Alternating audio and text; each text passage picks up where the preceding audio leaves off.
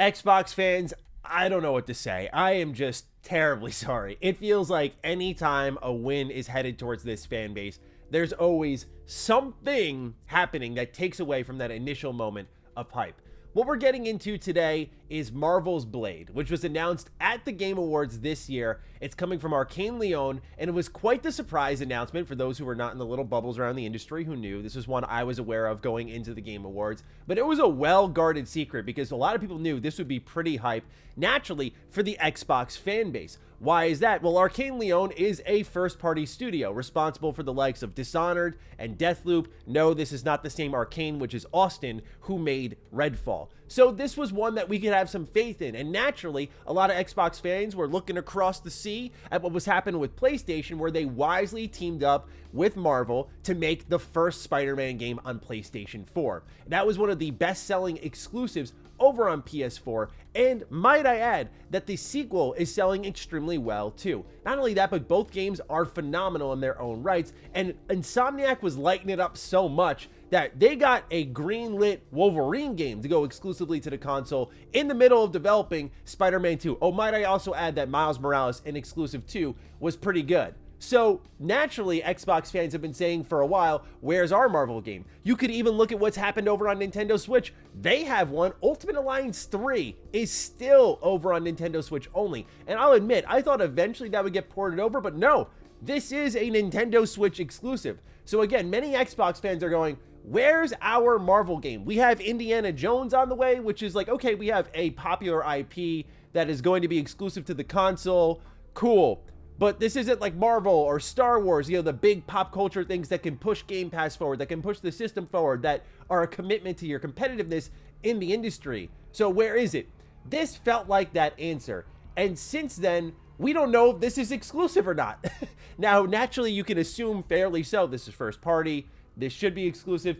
But everyone around the industry is asking whether or not it is. So we're going to take a look at the information here, discuss, and I'll give my opinion toward the end of the video on whether or not I think this is going to be an Xbox exclusive. But the situation, nonetheless, ladies and gentlemen, is weird, and why it's a question mark at all is disappointing. Ladies and gentlemen, if you're new here and you're into Xbox news, information, conversations, you're in the right place. Please do consider subscribing. So a lot of this began with the official Marvel website. When the game was announced, people were scouring through the trailer, the description, the official post on Bethesda, the official post on Marvel, and you'll see here it's mentioned that the game is in development, but it doesn't say for what systems, if it's exclusive. It doesn't even mention Game Pass. When you look at the trailer itself, you notice that there is no Xbox branding whatsoever on this.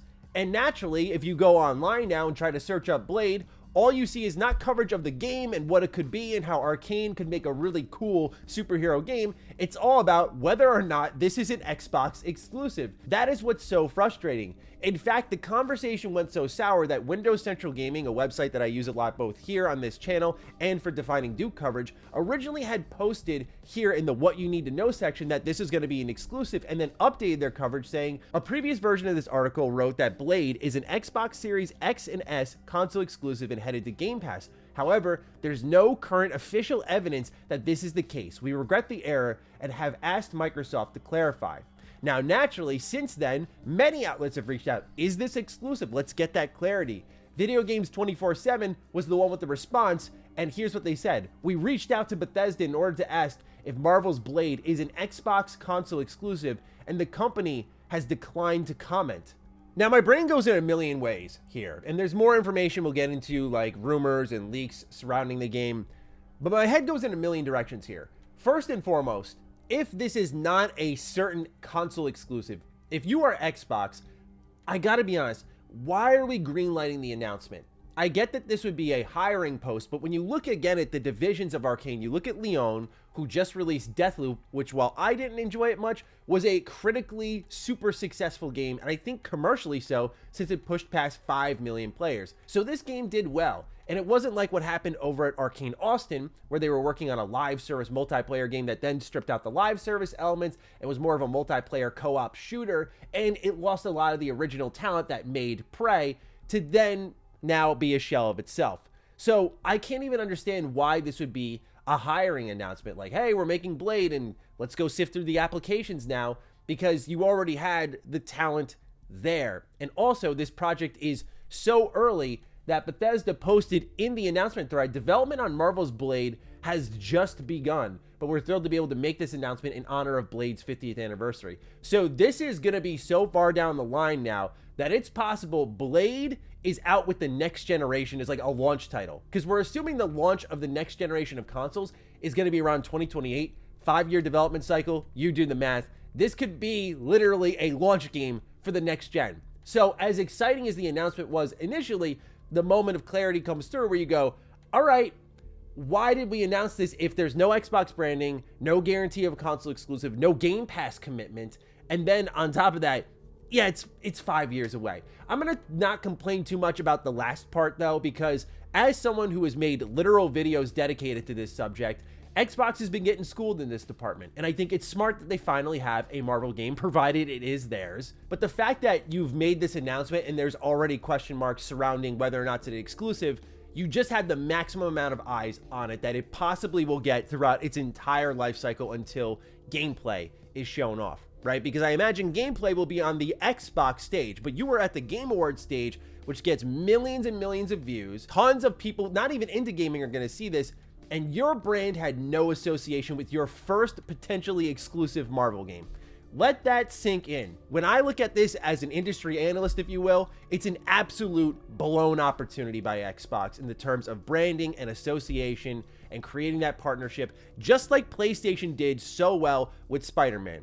Speaking of which, this is where we get a little bit more into whether or not this will actually be an exclusive through reasoning and deduction.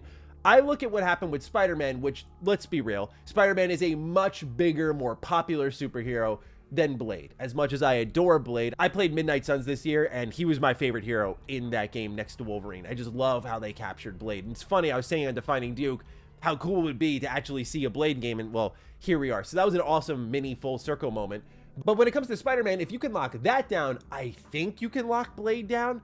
I say I think because Game Pass is in the mix. And I can totally see a situation here where Marvel, Disney, Lucasfilm Games, they're all taking a look at the situation here honestly, which is the possibility of lessened sales. You've seen games like Marvel's Avengers, you've seen games like Guardians of the Galaxy, both ends of the spectrum when it comes to quality, one very good, one very bad, but both of them sold not that great. And so it's possible that when you have a console that's more driven by a subscription service and player count, rather than, you know, people going out and spending $70, you may want to bring this to multiple consoles.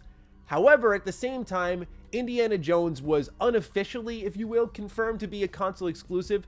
This was revealed during the FTC court case where we learned it was going to be day one Game Pass and console exclusive. And Bethesda really put the backing behind how they wanted to lessen the risk there. Given that Blade is a lesser known hero, I think you lessen the risk and put this out on consoles exclusively on Game Pass, especially since we just learned through covering the KOTOR remake situation that Disney likes to find a developer and a publishing partner and just let them make the game happen. So this is more Xbox's money on the table. Disney and Marvel and Lucasfilm Games are not funding this, at least based off information we got through that KOTOR remake situation. So I'm led to believe that all of the power here is in Xbox's hands to make this happen. And if so, again, why wasn't this confirmed a console exclusive? Now, we do have insiders on Twitter like Special Nick saying it's exclusive, no discussion needed. He's doubled down multiple times, as you can see here. Brad Sams is asking, is it console exclusive? And he says yes. And he says, you should take my word for it because I said Indiana Jones was exclusive too, and we saw how that turned out. There's been so much rampant speculation now on why this was such a hidden secret. Is it because the FTC is making a last-ditch effort to appeal the decision made around Activision Blizzard King and a move out of utmost caution? They're saying, let's not associate ourselves with a massive brand that's exclusively coming to our console. Again, if so, I love this hype announcement, but why are we announcing it, right? It's this weird moment where you want to catch the big fish, right? And by that, I mean, Xbox has their own platform and developer direct, but you know, for the most part, that ecosystem, that part is already in and invested and likely a Game Pass subscriber. What you need to do is convince the other 2/3 of the industry to come get an Xbox or come get a subscription service. So you want to announce it on a stage like the Game Awards instead of something like a developer direct. So I get why they maybe could have held it an extra month or so, because it's possible if development's just starting, negotiations are ongoing. you know, it's just sad that there's a question mark around this, because as someone, again, who's made videos dedicated to this, DDUs dedicated to this, DD episodes dedicated to this, I'm so frustrated that we can't just be championing, like, finally, you get it, good, go do it again. Go do it with Star Wars, or go do it with something else. Like, keep doing this, because this is going to drive your platform to the next level. I know Xbox likes to do their own thing, very much so, and I respect that, but like, PlayStation has the blueprint to some degree that I think is worth borrowing for your system, which, leaning into popular IP, I remember when Spider-Man was first announced, PlayStation showing it on their E3 showcase, I was in awe that this was going to be exclusive. My first thought was, what's happening now with Marvel's Blade? Of, no way that's going to be exclusive, right? Like, that's Spider-Man, and it was. So I'm very curious to learn how this all goes. If I were to take a guess, though, which now we're finally getting to all of that, I apologize. If I were to take a guess, is Marvel's Blade going to be Xbox exclusive? I would guess, just based on what we have heard and what we have seen through history, yes, it will be. Why is that? I say this because right now we have yet to see an old IP from, say, Activision or Bethesda come out and see how Xbox handles exclusivity for that, right? Phil did mention in the Xbox Bethesda roundtable that games with legacy are going to need these kind of case-by-case decisions. But when it comes to new IP, Redfall, Starfield, by the way, Redfall we knew had a PS5 version, and they literally tore that down and then tried to cover it up like, no, we never deleted that version. They absolutely did, right? When it comes to new IP, Hi-Fi Rush, these all ended up being console exclusive. When you look at what was happening with Indiana Jones, which is now unofficially confirmed, it's going to be console exclusive. So I am led to believe in this brand new partnership that is being formed from the start, by the way, not a project that's inherited like, yes, Starfield or Redfall or Hi-Fi Rush were, a project that is begun under the Xbox banner that is a new IP. It would make the most sense, logically speaking, that yes, this will be console exclusive. And if you are Xbox, and I know many people from Xbox watch my content, and there is an inkling of doubt right now that you are going to let this slip through your fingers, let me be the one to tell you, for the audience that will let you know when it's too late, that if you let this slip through your fingers, you are going to regret it greatly. It sends an awful message to your customer base that, look, you're not game. You're not going this hard for us, so why are we going to go hard for you? Okay? If you can see PlayStation locking down Wolverine and Spider-Man, some of the most recognizable heroes, but you can't lock down Blade, sorry, but I think you're going to lose more customers than gain in that process. So all I'm saying is, I don't mean to advocate so hard for exclusivity, but I am trying to be businessman Matty here for a moment, and Xbox better be all over this, because it's more about the optics right now than the actual product itself and setting a tone. A lot of the question marks surrounding Xbox's competitiveness are still in the air, and especially when it comes to something like this, they need to start getting into a little bit of that PlayStation Nintendo bag, where when you see something from their first party, it's not, is this going to be exclusive? I wonder, right? When you watch something happen for PlayStation or Nintendo, you don't have a question mark. You don't walk away going, I don't know, right? You know.